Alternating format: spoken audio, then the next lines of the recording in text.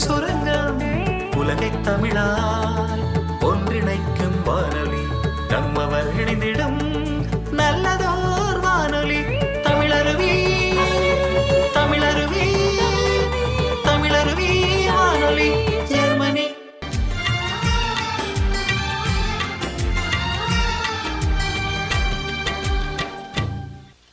நேயர்கள் கேட்டுக்கொண்டிருப்பது காலை கதம்பம். காலை கதம்பம் இது தமிழருவி வானொலி ஜெர்மனி. இன்றைய காலை கதம்பத்தில் அடுத்து வானொலிக்கு வருகிறது நூலகம் என்ற புதிய தகவல் நிகழ்ச்சி. அன்பு கவிஞர்களே, எழுத்தாளர்களே, உங்களுடைய நூல்களை தமிழருவி கலையத்துக்கு நீங்கள் அனுப்பி வைக்கலாம். அனுப்பி வைத்தால் அவற்றை பற்றிய விமர்சனங்களையும் அவற்றை பற்றிய தகவல்களையும் நேயர்களுக்கு அறிய தரலாம். அந்த வகையிலே எமக்கு தமிழகத்தில் இருந்து 10 கவிதை நூல்கள் கிடைக்கப்பெற்றிருக்கின்றன. அந்த வகையிலே சங்கத் தமிழருவி என்ற தலைப்பிலான ஒரு நூல் வெளிவந்திருக்கிறது. அதை எழுதியிருக்கின்றார் கவிஞரும் எழுத்தாளரும் பட்டிமன்ற பேச்சாளருமான என் ஜெல்நாதன் ஐயா அவர்கள். சிறப்பாக அதிலே தமிழருவியிலே கவிதை களத்திலே இடம்பெற்ற பல கவிதைகளை அவர் இணைத்திருக்கின்றார். அந்த வகையிலே அவருக்கு எங்களுடைய நன்றிகளை தெரிவித்துக் கொள்வதோடு அந்த நூலை பற்றி பேசலாம். அவரை இணைக்க வாய்ப்பிருந்தால் இணைக்கலாம். ஆமாம், சிறப்பாக சங்கத்தமிழருவி என்று போட்டிருக்கார். சங்கத்தமிழ் இலக்கிய பூங்கா மற்றும் தமிழருவி வானொலியில் இடம்பெற்ற கவிதைகளை தொகுத்து சிறப்பாக சங்கத்தமிழருவி கவிதைகள் என்று தமிழ் பணி செம்மல் தக்கோலம் என் ஜெல்நாதன் ஐயா. அந்த புத்தகத்தை முன் அட்டை மிகவும் அழகாக இருக்கிறது. அதாவது மலையிலிருந்து அருவி கொட்டுவது போன்று அந்த புத்தகம் வடிவமைக்கப்பட்டிருக்கிறது.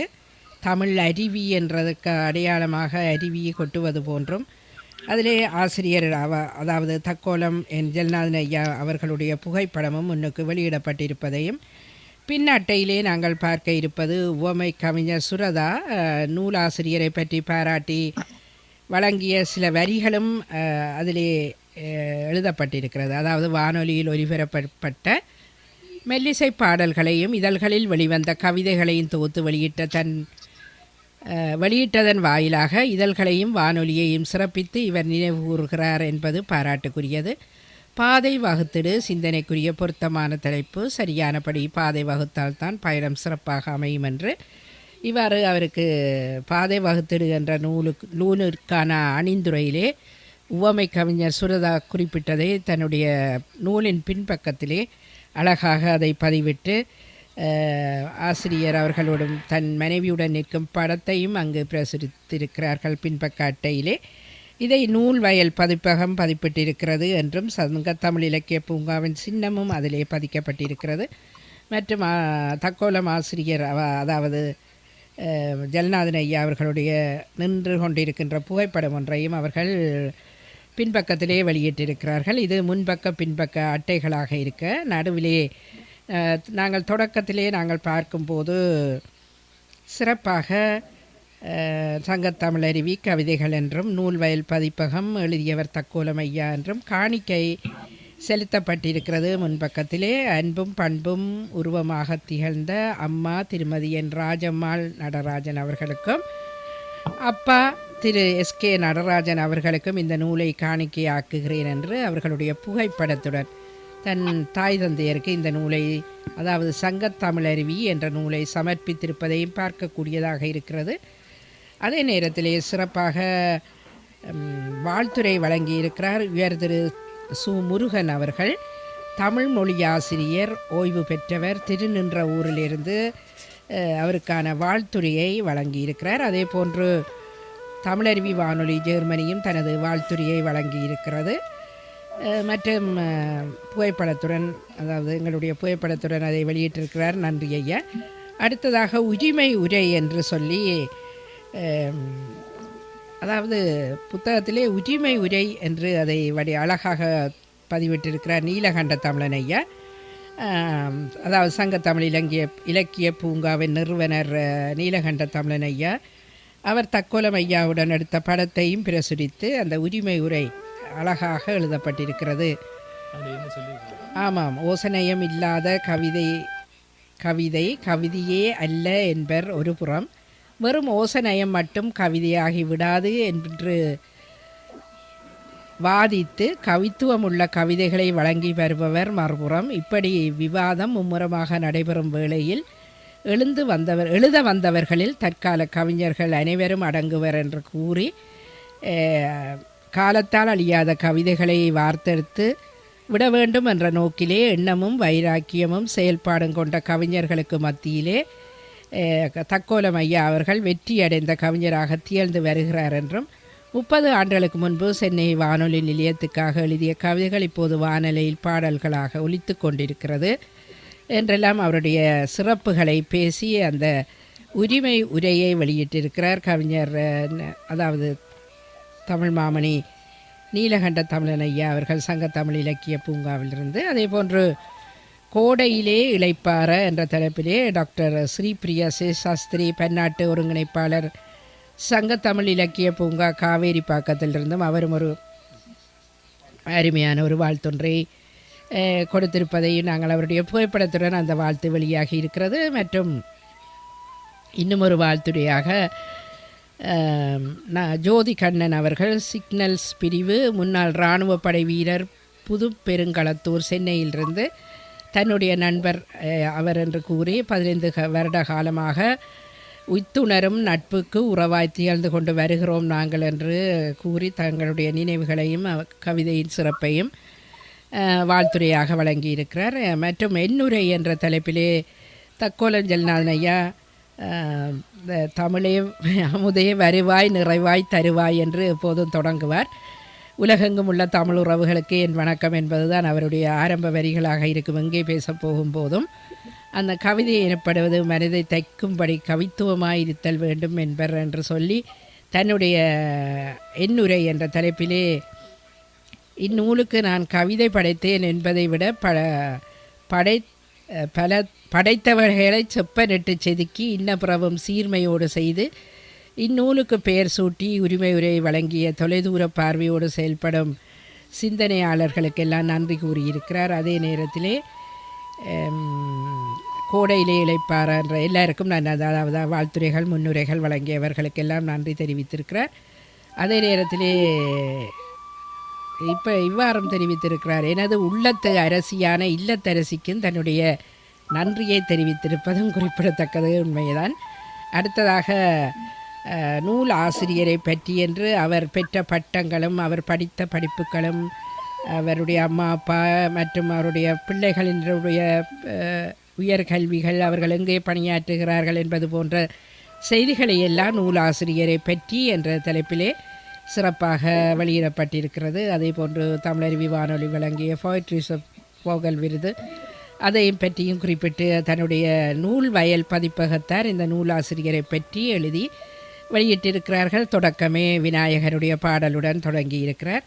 அதே போன்று முடிக்கும்போது தன்னுடைய நல்ல படங்களை பிரசுரித்திருக்கார். தாரெங்கெங்கே பணியாற்றினேன் என்று அது தொடர்பான படங்களை பட்டிமன்றங்கள் நடத்திய போது கவிதைக்களங்கள் இடம்பெற்ற போதெல்லாம் அந்த படங்களை நினைவாக வைத்து பதிப்பித்திருக்கிறார். அதே போன்று சிறப்பாக அந்த கவிதையை முடிக்கும்போது இவ்வாறு முடித்திருப்பது உண்மையே சிறப்பு. ஞான தீபம் ஒளிர்ந்திடுமாம் என்று முடித்திருக்கிறார். அதாவது வெற்றி அருள்கின்ற நல்கல நாதனே என்று தொடங்கி ஞான தீபம் ஒளிர்ந்திடுமாம் என்று அருமையாக நெருப்பு என்ற கவிதையிலே முடித்திருக்கிறார்.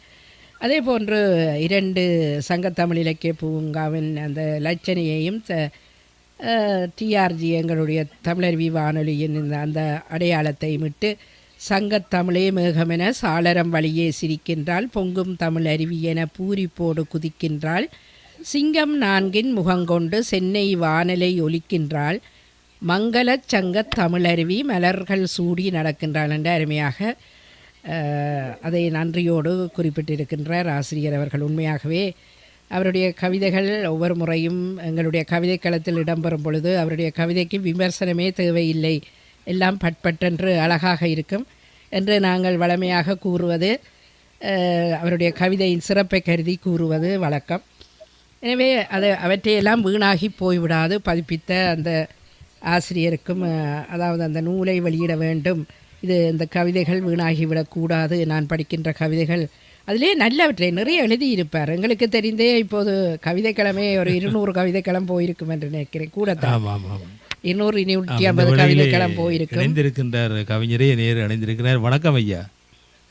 வணக்கம் வணக்கம். இன்றைய தினம் நாங்கள் நூலகம் என்ற ஒரு பிரிவை, ஒரு நிகழ்ச்சியை 10 நிமிடங்களுக்கு நாங்கள் நடத்த இருக்கின்றோம். ஒவ்வொரு நாளும் அதாவது பல கவிஞர்கள், எழுத்தாளர்கள் பல நூல்களை படைக்கின்றார்கள். அவற்றை வானொலி ஊடாக, ஊடகங்களின் ஊடாக வெளிக்கொண்டு வந்தால் தான் வாசகர்கள் பெருகுவார்கள். அதை பற்றியான தகவல்களும் வெளியே கிடைக்கும் இல்லையா ஐயா? நிச்சயமாக நிச்சயமாக இது ஒரு ஊக்குவித்தல் மாதிரி என்று கூட, ஊக்குவித்தல் என்று கூட குறிப்பிடலாம். நிச்சயமா. உங்கள் துணைவியார் திருமதி சசிகலா நயனை விஜயன் அவர்கள் ஒவ்வொரு வார்த்தைகள் சொல்லும் போதும் நான் ஒரு விண்ணில் பறப்பது போல ஒரு உணர்வு ஏற்பட்டது என்று கூட குறிப்பிடலாம். அதாவது என்னுடைய உள்ளத்தரசி என்று குறிப்பிட்டு என்னுடைய மனைவி துணைவியார் சொன்னார்கள். ஏனென்றால் அவர்கள் எனக்கு உடன்பாடா இருந்ததால் எழுதுவதற்கோ மற்றதற்கோ செயல்பட்டு. அதனால நான் எழுதியதை அவருடன் பரிமாறிக்கொள்வேன். இப்படி இருக்கலாம் அப்படி இருக்கலாம் அந்த கோணத்தில். ஏன்னா எந்த ஒரு எழுத்தாளரும் எழுத்தாளர்களாக மட்டுமே இல்லாமல் படிப்பவர்களாக பார்ப்பவர்களாக இருக்க வேண்டும். அப்பொழுதுதான் நாம் படைத்தது சரியானபடி இருக்கிறதா என்று அவர்கள்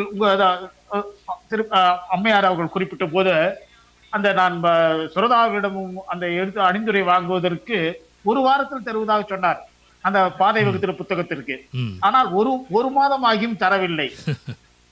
அவரிடம் அணிந்துரை வாங்குவது வரைக்கும் நான் உண்மையிலே ரொம்ப பயந்திருந்தேன். ஏனென்றால் சரியாக இல்லை என்றால் அவர் திட்டுவார். அவர் மரபு கவிஞர், ஊமை கவிஞர். ஆனால் என்னை வேறு மாதிரி திட்டினார். இவ்வளவு நாள் எங்க போயிருந்த, இந்த பக்கமே வந்தது இல்லையா என்று இவ்வளவு சிறப்பாக இருக்கிறது என்னை ஊக்குவித்தார். அப்பொழுதுதான் நாம் ஓரளவுக்கு கவிதை எழுதுகிறோம் எனக்குள் ஒரு உணர்வு ஏற்பட்டது. அப்படி ஒரு உணர்வை ஏற்படுத்தியவர் ஓமை கவிஞர் சுரதா அவர்கள் என்று குறிப்பிட இந்த நேரத்தில் குறிப்பிட விரும்புகிறேன். ரொம்ப தகவல் சொன்னார். அதாவது ஐயா, நாங்கள் தமிழருவியின் நூலக திட்டம் என்ற அந்த பிரிவு கூடாக தினந்தோறும் அல்லது 2 நாட்களுக்கு ஒரு தடவை அந்த நிகழ்ச்சியிலே பல கவிஞர்களுடைய நூல்களை எல்லாம் வெளிக்கொணர இருக்கின்றோம். அந்த வகையிலே இன்றைய தினம் நீங்கள் ஆரம்பித்து வைத்திருக்கின்றீர்கள் தமிழருவியினுடைய நூலக பிரிவுக்கு தமிழ் அருவி என்றே நீங்கள் பெயர் சூட்டி அழகான நூலாக அது விளைந்திருக்கிறது. இந்த நூலிலே உங்களுக்கு பிடித்த கவிதை ஒன்றை சொல்லுங்களேன். இந்த நூலிலே ஒவ்வொரு தலைப்புமே எனக்கு சிறப்பு தான்.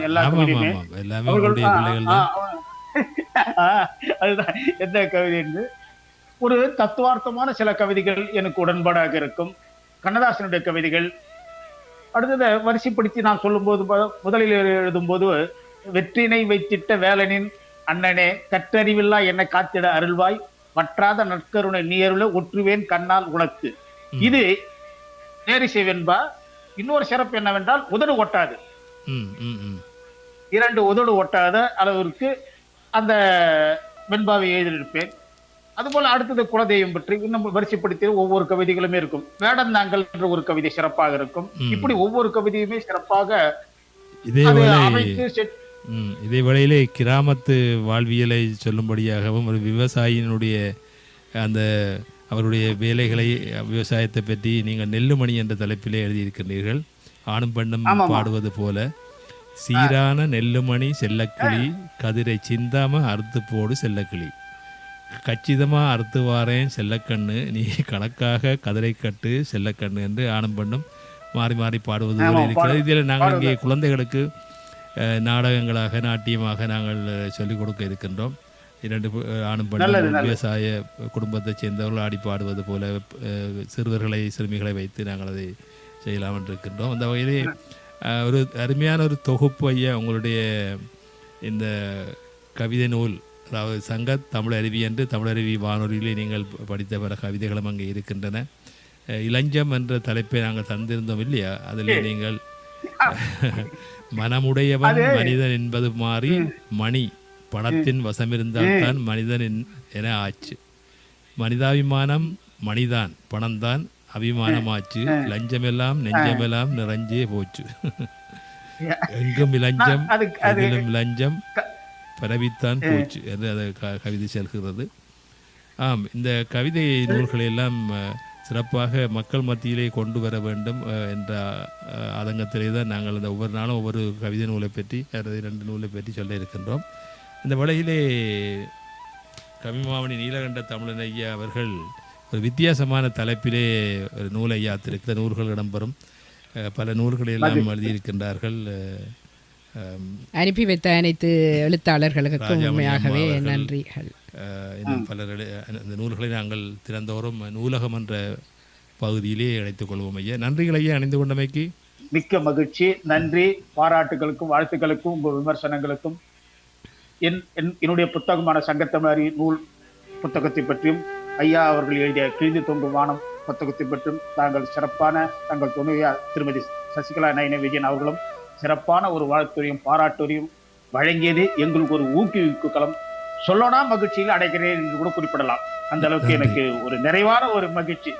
அதாவது இப்படி சொல்லும் கேட்கும் போதுதான் ஒரு ஆன்ம திருப்தி. அது அனுபவிப்பவர்களாக அறிய முடியாது என்று கூட குறிப்பிடலாம். அப்படி ஒரு மகிழ்ச்சி, நிறைவு மகிழ்ச்சி. நன்றி நன்றி நன்றி நன்றி ஐயா. மீண்டும் இணைந்து கொள்ளுங்கள். நன்றி வணக்கம். நன்றி வணக்கம்மா. நன்றி வணக்கம். அவர் சங்க தமிழ் இலக்கிய பூங்காவிலே இணைந்து கொண்ட ஒரு மாபெரும் கவிஞனாகவும் சங்க தமிழருவி என்ற கவிதை நூலை வெளியிட்டவருமான தக்கோலமன் ஜெகநாதன் ஐயா அணிந்திருந்தார். நன்றிகள் ஐயா. உங்களை போன்ற இந்த கவிஞர்களுடைய ஆக்கங்களையும் நூல்களையும் வெளிக்கொணர வேண்டியது எங்களுடைய கடமையாக இருக்கிறது. அந்த வகையிலே தொடர்ந்து நீலகண்ட தமிழன் ஐயா அவருடைய கிழிந்து தொங்கும் வானம் என்ற நூலை பற்றியும்